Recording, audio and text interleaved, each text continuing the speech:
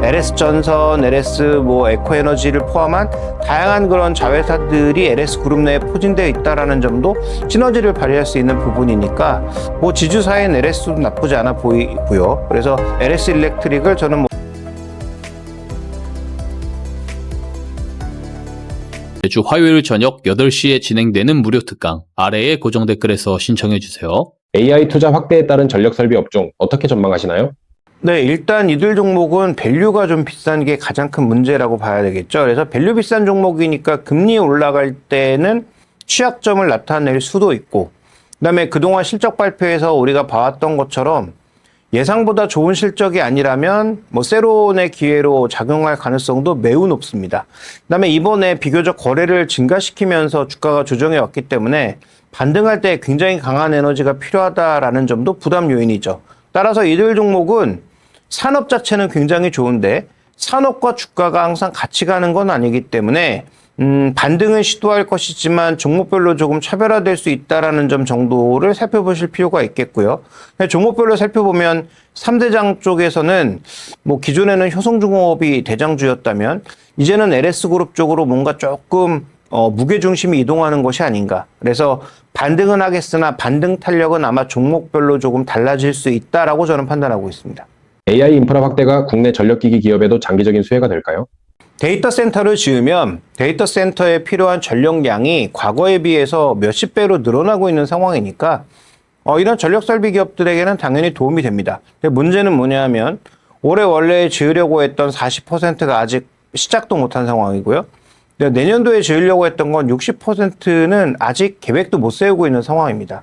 이게 다 인프라 부족, 그 다음에 뭐 미국에 나타나고 있는 지역별 여러 가지 분쟁 요인 이런 것들이 발생하면서 나타나고 있는 현상인데요. 그래서 아마도 우려는 AI 데이터 센터가 지어지기만 하면 전력 설비가 송배전 모두 급증할 것은 거의 분명한데 우리가 원하는 속도대로 갈 수 있느냐? 그러면 실적이 과연 우리가 예상했던 속도대로 증가할 것이냐는 조금 다른 문제라고 보고 있습니다. 따라서 아까 이제 말씀드렸던 대로 종목별로 조금 우리가 세분화해서 미국 쪽의 모멘텀이 너무 많았던 종목, 밸류에이션이 조금 부담되는 종목군들에 대해서는 이제는 과거처럼 높은 수익률을 기대하기는 조금 어렵다라는 측면의 접근이 필요할 것 같아서 이들 업종에 대해서는 바이 의견보다는 트레이딩 바이 정도의 의견을 그 다음에 섹터와 종목별로 조금 다른 의견을 말씀드려야 될 것 같습니다. 두산에너빌리티 지금 다시 관심 있게 볼 구간이라고 보시나요? 네, 이 종목도 트레이딩 바이 정도의 의견이 필요합니다. 지금 뭐 가스 발전이라든지 이런 쪽은 뭐 신재생 쪽도 뭐 수주가 나올 것으로 보여요. 근데 시장이 원래 기대했던 건 미국 쪽에 펀드가 출범하면서 그러니까 우리가 미국에 3,500불 투자를 시작하면서 SMR이라든지 미국의 원전 수주가 바로 뭔가 숫자로 돌아오지 않을까라고 봤는데 그게 아직도 나오지 않았단 말이죠. 그다음에 체코 원전도 아직 본계약도 체결을 안 했고 체코에 이어서 뭐 불가리아라든지 그 옆에 국가들의 추가적인 수주가 있을 거라고 했고 베트남도 수주가 곧 이루어질 거라고 했는데 아직 아무것도 된 게 없습니다. 그러다 보니까 이제 주가가 비교적 조정을 크게 받은 상황인데 저는 뭐 팔만한 근접한 가격에서는 일단 트레이딩 바이 정도의 의견이 필요하다라고 보고 있고요.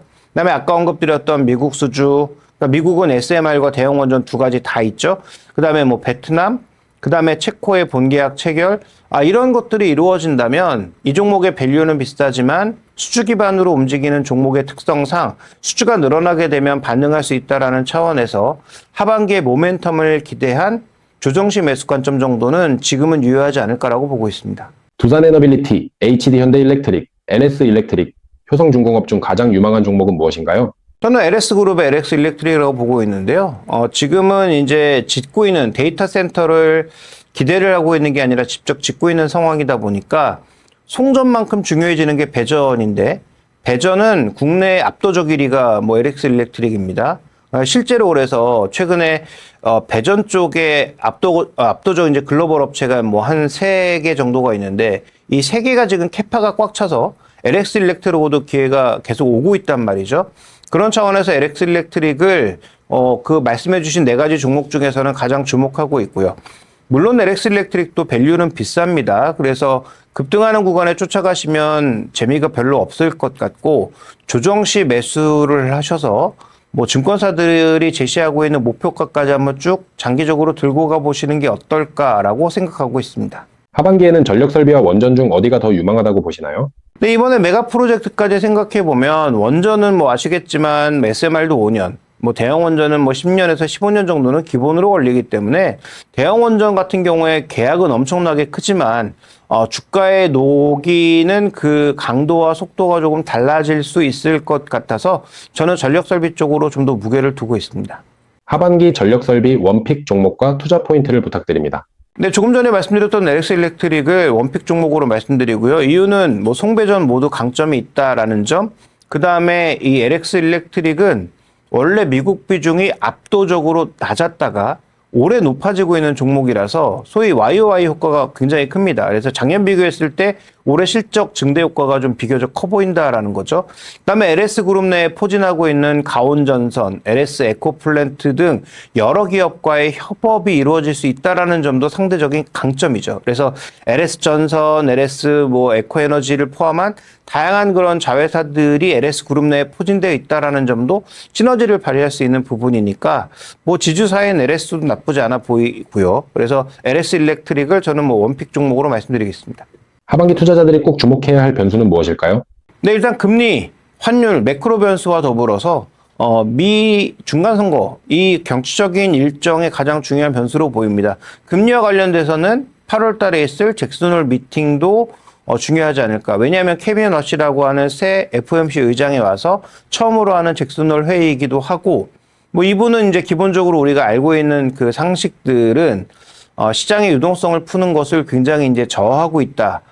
굉장히 이제 싫어한다라는 그런 인식이 있기 때문에 과연 전 세계 중앙은행 총재들이 모이는 잭슨홀 회의에서 이런 것들을 얘기할지, 거기다가 2024년 7월 달에 시장에 한번 큰 충격을 줬었던 엔캐리와 관련된 부분들이 문제가 된 적이 있는데요.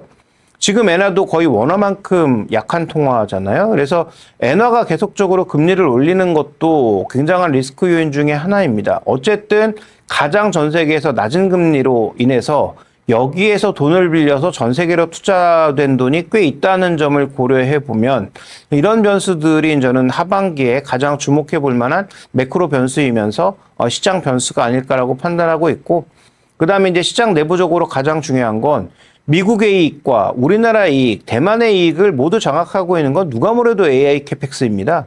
그러니까 AI 캐펙스를 적어도 빅4 중에 누가 하나 포기한다든지 아니면 뭐 속도를 둔화시킨다든지 하면 적어도 미국, 대만, 한국 증시는 크게 흔들릴 수밖에 없다라는 거죠.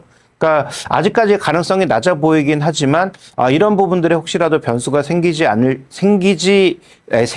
생기지 않을지에 대해서는 계속 좀 체크가 필요하지 않나 이렇게 보고 있습니다. 마지막으로 투자자분들께 한 말씀 부탁드립니다. 네, 지금 이 하반기에 들어서는 아마도 지수가 뭐 10,000을 넘어갈 수도 있지만 8,000을 돌파한 상태에서의 만은 생각보다 그렇게 높은 지수가 아닙니다. 그래서 여기서부터는 종목 수익률을 어떤 종목을 고르고 내가 리스크 관리를 어떻게 하느냐에 따라서 생각보다 큰 편차가 날 수도 있다.